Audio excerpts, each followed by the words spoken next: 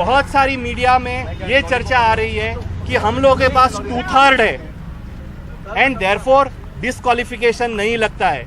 ये you can ask any constitutional lawyer that this is totally wrong. The concept of 2/3 applies only if there is a merger. ये सिर्फ बोलने से कि हम लोग के पास 2/3 मेजॉरिटी है, इससे कोई फर्क नहीं पड़ता है डिस्क्वालिफिकेशन पे.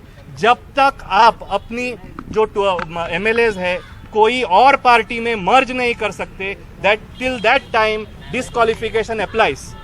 Now in this case, till today as we speak, there is no merger.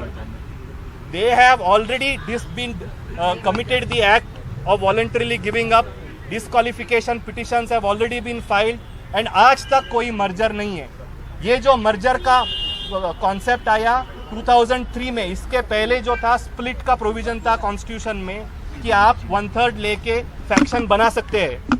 तो इनको जो भी लीगल एडवाइस दे रहे हैं उनको सोचना पड़ेगा कि ये क्या डिलीटेड अमेंडमेंट पे ये पूरा कार्रवाई हो रहा है या जो अभी जो मौजूदा सिचुएशन है कि जब तक मर्जर ना हो ये डिस्क्वालिफिकेशन से बच नहीं सकते. So that is point number 2. Point number 3, yes, point number 3, they are saying that the deputy speaker has no jurisdiction. Now this is also totally wrong.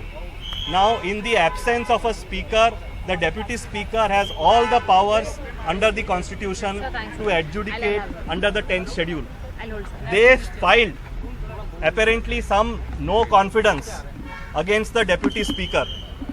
तो वो जो हम लोगों को भी पता नहीं है कि we don't have access to that communication, but जो आपके माध्यम से हम लोगों को पता चला है कि the deputy speaker has rejected that, saying that some unauthorized person कोई कुरियर से इनको लेके आया कोई कम्युनिकेशन कि ये आपको आपके खिलाफ नो कॉन्फिडेंस हम लोग लेके आ रहे हैं. तो डेप्यूटी स्पीकर साहब ने ये बोला हुआ है कि जब तक मैं सेटिस्फाई नहीं होता हूँ कि ये जेन्युइन है, ऑथेंटिक है, मैं इसके ऊपर कोई कार्रवाई नहीं करता हूँ and that has been rejected.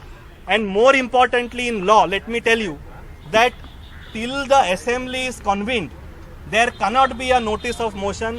Ye all the constitutional experts will agree. So therefore in tomorrow they have been called and they will have to submit their replies and the honorable deputy speaker will take the action in accordance with law and as per the situation and we are going to urge that all these 16 MLAs will be disqualified, have to be disqualified in accordance with the provisions of 10th schedule and they will have to face the electorate.